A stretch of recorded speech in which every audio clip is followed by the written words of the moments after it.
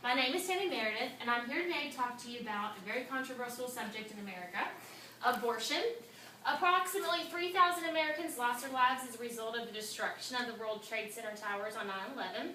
Every single day, more than 3,000 American babies are killed by abortion. I'm going to talk to you about three things today. The first one is the fetus a person? That's something that is highly debatable in the courts and Roe versus Wade when it was decided on are we talking about a person? Is it yet a person? Is it not a person until it's been delivered? The process of abortion and the beliefs of pro-life, pro-choice, and other options besides abortion. First thing, is the fetus a person?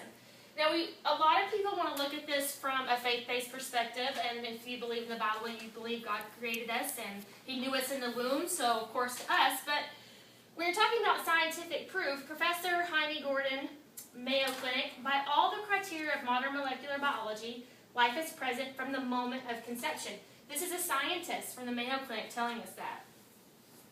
Faye Walton, the longest-reigning president of Planned Parenthood, argued as far back as 1997 that everyone already knows that abortion kills. And you're talking about the president of Planned Parenthood is telling you they already know that it kills babies.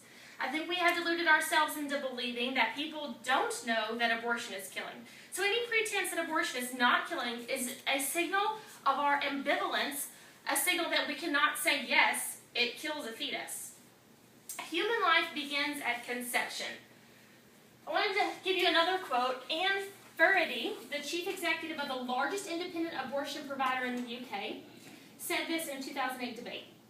We can accept that the embryo is a living thing, and the fact that it has a beating heart, that it has its own genetic system within it. It's clearly human in the sense that it's not a gerbil, and we can recognize that it is human life. The point is not when does human life begin, but when does it really begin to matter. So you have two people that are actually pro-choice telling us that it is human life. They just don't think it matters when it's in the womb. And, of course, pro-life thinks it matters the second you're conceived. But you also have scientists that are telling you that it's a human life at the point of conception. Human life begins at conception, and 20 days after conception, the heart beats. 7 signs of life after conception, the egg has its own DNA. It has its own gender, and we all know that everyone has our own fingerprint that's specific for you. It's unique, and your baby has a fingerprint as early as 20 weeks. The genetic makeup, birth is a stage of ongoing development, and I read a lot about this, and they want to look at it as the baby starts its development the second it's born. But actually, it's always a process. Your baby is an infant at birth, and then 5 years from now, it's an ongoing developmental process. So actually, it begins at conception, and it's an ongoing developmental process. And then when the baby's born, you still dependent on the mother. It's still dependent on you to take care of it, just like it was in the womb. My next thing I want to talk to you about is the process of abortion and the effects on the fetus. There are 2 ways to have an abortion. The in-clinic abortion or the abortion pill. 2 different pills. One breaks down the lining of the uterus. This is usually 14 weeks or before. You take a pill, you go home, nothing really happens, and then about 48 hours later you take another pill and it breaks down the lining of the womb and it flushes everything out. That's the pill abortion. 7 to 15 weeks, they actually sedate you and it's a vacuum. And they actually put it in your vaginal area, and it vacuums everything out, just a little suction. And then late-term abortion, they'll give you extra meds like they would if you were having an early abortion, or they'll actually just go in and do a D&E where they open you up and just clean everything out. The question I have about that is, if you're doing a D&E and the baby is still alive, and you clean everything out, what are they doing with the baby? Because the baby is still living when they're taking the baby out. It's not a miscarriage. Psychological risks of abortion procedures. And I thought this was very interesting. Death after abortion. The Finland researchers found that compared to women who carried to term, women who aborted in the year prior to their deaths were 60% more likely to die of just natural causes. This isn't anything to do with the baby. 7 times more likely to die of suicide, 4 times more likely to die of injuries related to accidents, and 14 times more likely to die from homicide. They say researchers believe that a higher rate of deaths related to accidents and homicide may be linked to higher rates of suicidal or risk-taking behavior because they feel guilty, because they have anxiety from doing what they've done. And researchers in Finland did that study, and I thought that was very interesting. You can see right here, death by suicide, no pregnancy, birth, miscarriage, and look at abortion. The effects of abortion on you emotionally, on you physically, obviously from these studies show that you pay a very high price for doing this to yourself. In a study of post-abortion patients only 8 weeks after their abortion, researchers found that 44% complained of nervous disorders, 6% had experienced sleep disturbances, 31% had regrets about their decision, and 11% had been prescribed psychotropic medicine. A 5-year retrospective study, and they say that when you take these studies right when it happens, they're actually lower. And then over time, because your body, you naturally repress things. You naturally repress, it's okay, I did the right thing, and it's going to be okay. So they like to do studies later on after your body's had time to cope with it and you've dealt with it. And actually the numbers go up in suicide and things like that over time because your body naturally protects itself.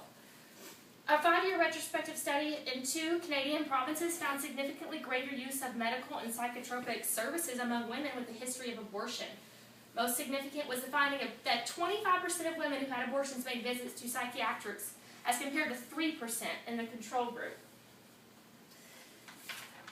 Also, there's emotional effects of abortion. As you can see, we talked about the many different cases of suicide and psychiatric issues that have been studied. This is a study that they did on these women. The last thing I want to talk to you about is pro-life and pro-choice and other options. Pro-life believes abortion is destruction of human life with the consent of the mother. They believe that you're killing a person whenever you're taking the life of a baby whenever you commit abortion. I want to talk to you a little bit about this because I know a lot of people that are pro-choice believe that if you're raped, that you should have the choice, or if there's incest, if something bad has happened to you, that you should have the choice of terminating the pregnancy. But this is from pro-life, and I thought this was interesting.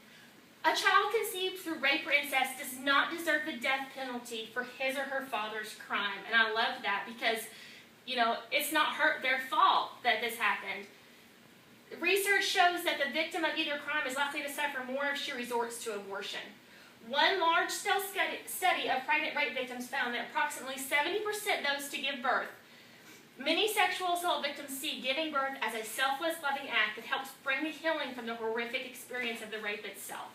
And that came from pro-life, and I thought that was very interesting. Pro-choice, they want to reduce the number of unplanned pregnancies, basically. And I want to tell you, 86% of all abortions are done for the sake of convenience.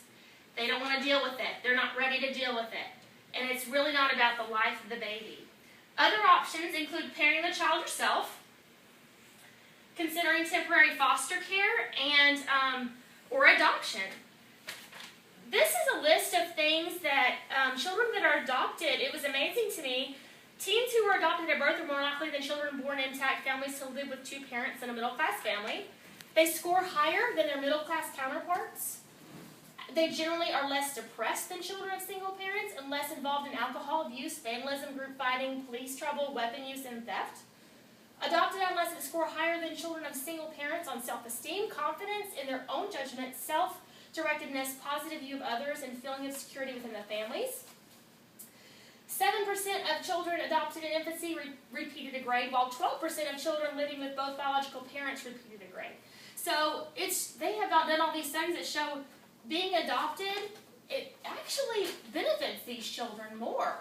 And so I thought that was really neat to see how well adopted children do in other families. And so I thought that was neat. We talked about the fetus as in a person, the process of abortion and the effects on the fetus, and pro-life and pro-choice, and other options. If you're somebody you know is considering abortion, talk with them and tell them they have options, because 86% of all abortions are done for the sake of convenience, and there's so many other choices that they have. Thank you for listening.